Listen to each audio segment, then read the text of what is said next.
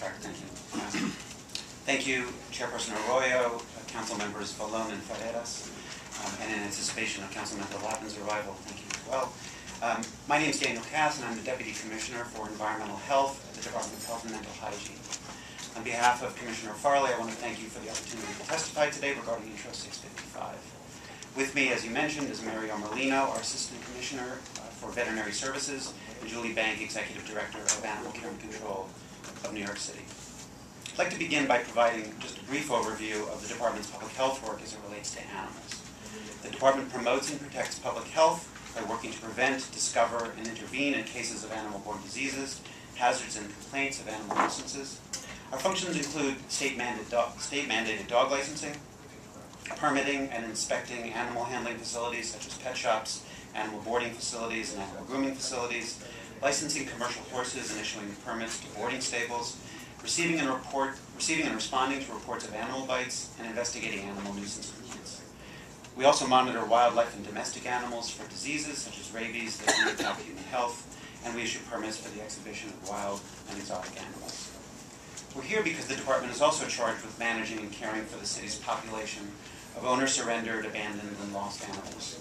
To that end, we operate by contract with the not-for-profit Animal Care and Control of New York City, or ACNC, animal shelters in Manhattan, Brooklyn, and Staten Island, and receiving centers in the Bronx and Queens. ACNC receives about 40,000 dogs and cats in its facilities every year. It provides the animals with veterinary care and shelters them in hope that they are adopted either directly from the shelter or through the many animal rescue groups affiliated with ACNC. ACNC also holds animals that are being evaluated for rabies and for behavioral problems following attacks on people. Before an animal is adopted from the shelter or returned to his or her owner, ACNC medical personnel spay or neuter the animal as part of a long-term strategy to prevent overpopulation and to comply with the sterilization requirements of the Animal Shelter and Sterilization Act. ACNC also conducts field pickup of animals that present a public health risk. The Department strongly supports Intro 655 as a significant advance in the city's efforts to provide animal care and control services. Intro 655, which offers amendments to the Animal Shelter and Sterilization Act, is the critical component of a comprehensive agreement to enhance services reached by the Bloomberg administration, the City Council, ACNC, and community animal organizations, including the ASPCA and the Mayor's Alliance for New York City Animals. Under the agreement, the scope of animal care and control services that the Department provides would be enhanced substantially, and our efforts would focus on increased animal adoption and reduced animal overpopulation through methods other than euthanasia.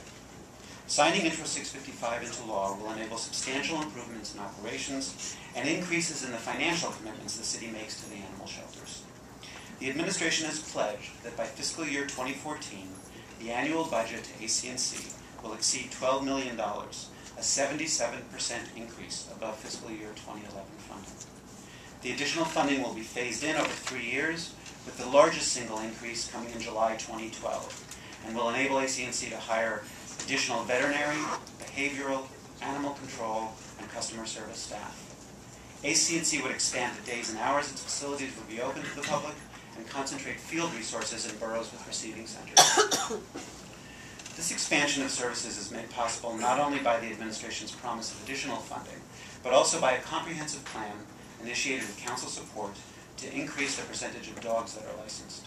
Licensing one's dog is the best way to ensure that a lost pet is returned home and owners are not fined for failure to license. Furthermore, the licensing fee provides critical revenue to support increased services for homeless animals, including services that will be mandated by Intro 655.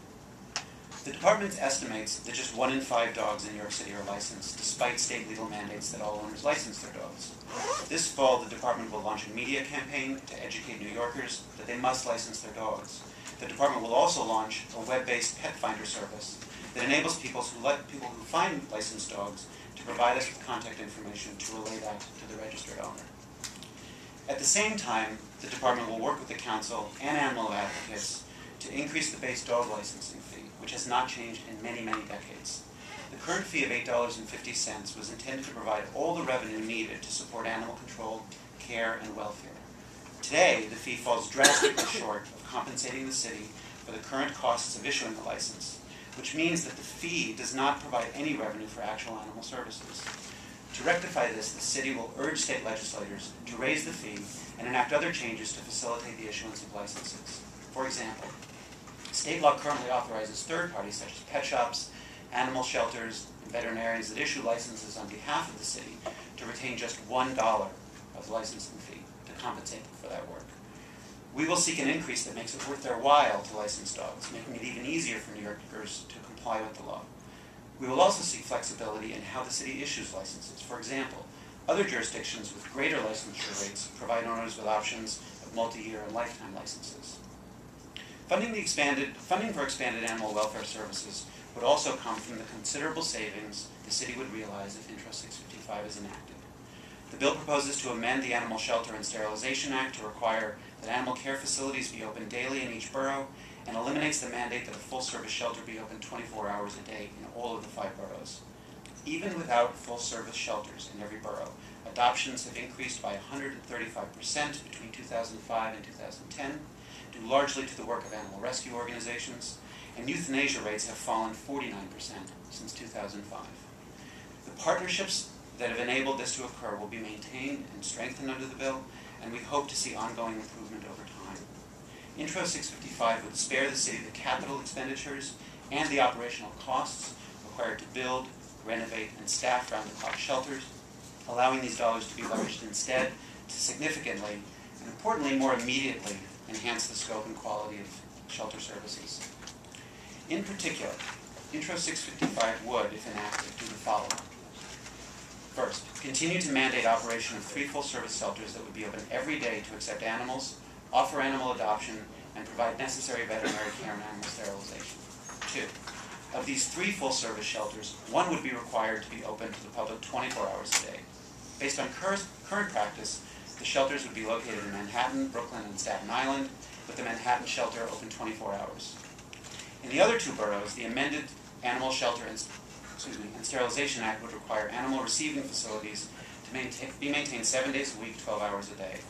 This would result in a significant increase in services in the Bronx and Queens, which currently have receiving centers open 8 hours a day for just 2 days in the Bronx and 1 day in Queens.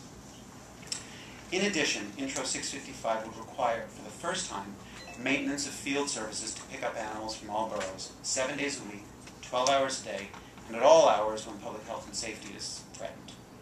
This would represent a significant expansion of field operations, which currently operate weekdays from 9 to 5, with a field operator on call at all hours to assist the police department in emergencies. These receiving and field services would be phased in with added funding and be fully implemented by July 2014. In setting out this comprehensive plan, the Department of Community Animal Organizations agreed that simply serving homeless, abandoned, and lost animals is not enough. We must do more to prevent overpopulation over the long term. These efforts are already underway. Last year, the department worked with the state legislature to create an animal population control fund, and with the city council to enable the city to directly support the provision of free or subsidized spay and neuter services. In addition, the city council passed legislation to increase the dog license fee for dogs that are not spayed or neutered. The department issued rules for this fund in the spring and is now preparing a request for proposals to enable organizations and veterinarians to utilize these funds. This fall, the department's media campaign will also promote animal sterilization as a key component of responsible pet ownership. Over time, we believe that expanded spay-neuter will reduce the population of homeless animals. Over the last few years, the city has made significant progress reducing dog overpopulation. The number of dogs entering the shelters declined by nearly 15% from 2003 to 2010, dropping from 13,600 to 11,600. AC&C also finds homes for an increasing percentage of dogs. 63% of dogs received at the shelters were adopted or rescued in 2010, compared to only 25% in 2003. We need to make similar progress with the city's cat population. Intro 655 would enact strategies to control cat overpopulation over the long run. Cats comprise nearly 2/3 of the total number of animals entering the shelters each year, and therefore present a special challenge. There are many more cats in the shelter system than people interested in adopting them. To reduce cat overpopulation over time, Intro 655 would require cat owners to allow pets to roam freely and outside their homes to have them sterilized. Unsterilized cats allowed to roam freely often end up breeding and contributing to overpopulation.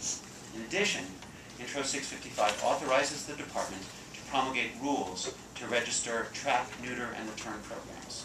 Trap, neuter, return is a strategy used by caregivers to ultimately reduce the feral cat population. Cats are trapped, sterilized, vaccinated, and tagged, and returned to where they were found. Many of the changes contained in Intro 655 are made possible by significant progress over the last several years in shelter operations. A decade ago, when the Council enacted the Animal Shelter and Sterilization Act, homeless animals were far less likely to be adopted and far more likely to be euthanized than they are today. Over the last 10 years, however, animal rescue groups, acting in partnership with ACNC, now find new homes for tens of thousands of sheltered animals every year. This significant increase in adoptions resulting from the rescue group's efforts and from ACNC's in-house adoption program has increased adoptions and reduced euthanasia. With the goal of increasing adoptions, funds associated with this bill will allow ACNC to add adoption counselors to facilitate matching pets to new owners. Today, the challenge facing the city is the need to allocate and target resources to keep animals healthy and adoptable and to implement long-term strategies that engage pet owners to reduce overpopulation. At a time when shelters across the country are losing funding and even closing, I am pleased that New York City will be able to substantially enhance the operating budget and scope of service by focusing on targeted funding and long-term strategies to reduce overpopulation. The comprehensive plan I've outlined here and described by Intro 655 reflects the input of many institutions. And I would like to thank Speaker Quinn and her staff, Animal Care and Control of New York City, the Society for the Protection of Cruelty to Animals, and the Mayor's Alliance for Animals for working for New York City animals to come to a common understanding of the problems and of crafting a concrete way to address these problems. If Intro 655 becomes law, the department will report to the Council on a variety of indicators that will track our progress. And we look forward to sharing that information with you and continue the department's successful collaborations with the City Council and animal advocates. Again, thank you for the opportunity to testify and for considering this legislation, and I'll be happy to take questions. Julie Bank also has a prepared statement. Okay, and before Julie goes, I want to